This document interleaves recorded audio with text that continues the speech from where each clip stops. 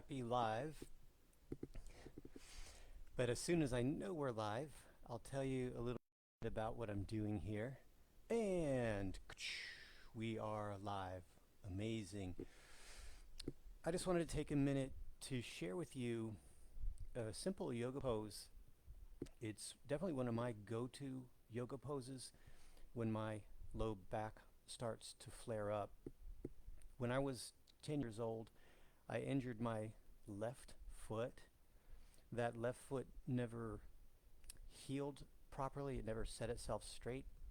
So I was left with what's called a leg length discrepancy, a functional leg length discrepancy. So for 46 years, because it's still ongoing, my right side has been getting shorter and tighter, and my left side's been getting longer and weaker. And that creates imbalances in my spine and in my hips. And I've had chronic back pain for about 46 years, but I've been able to manage it with simple exercises and simple protocols. I've been told that I should be on prescription pain meds. I've been told that I should be bedridden when different, I don't know if healers is the right word, massage therapists and strength conditioning coaches, when they've felt the muscle imbalance on my low back, they're shocked, like, whoa, how are you able to walk around and how are you able to do the stuff that you do? It's a combination of things, but one of them is simple, consistent practices that help keep my pain at bay. Now this position you see me in, it's got different names. In yoga, it can be called the Sphinx pose. It can be called seal pose. In the Western world, it's called the McKinsey exercise, McKinsey back exercise. I believe this is number 2. And what I'm doing is I'm just putting myself into what's called back extension.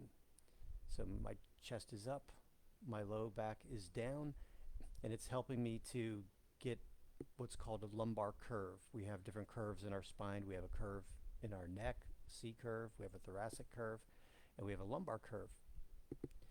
Well, with all of the sitting and all of the sedentary lifestyle most of us have, we can lose these curves, and that's where pain and stuff comes from. So one way to get this curve back is to get into seal or get into the Sphinx.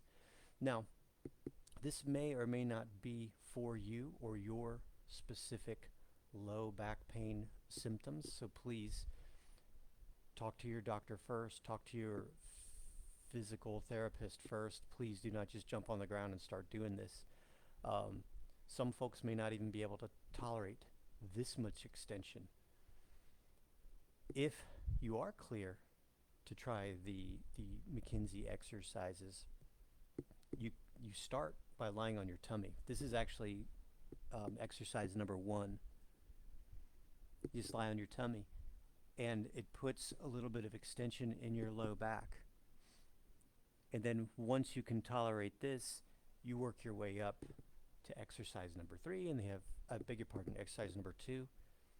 They have exercise number 3 and exercise number 4.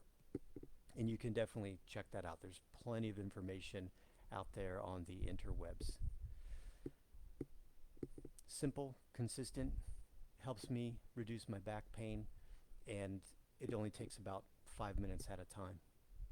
Now, if you want to get a little bit more into strengthening your back, making your back more resilient, I'll put a link in the comments here for my back pain relief program that I put together for Redefined Yoga, and it comes with a PDF, it comes with videos. You know step by step exactly what to do to help strengthen your low back through our method of yoga. We call it functional yoga instruction, and that's what I did, what I'm still doing now, is just taking the best of yoga, taking the best of strength training, taking the best of physical therapy, putting it all together in a seamless experience called functional yoga instruction.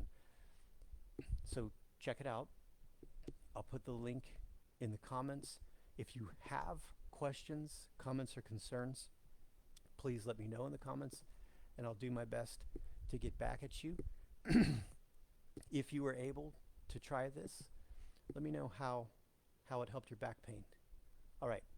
If I don't see you sooner, I will see you later. Go forth and be awesome. Thanks.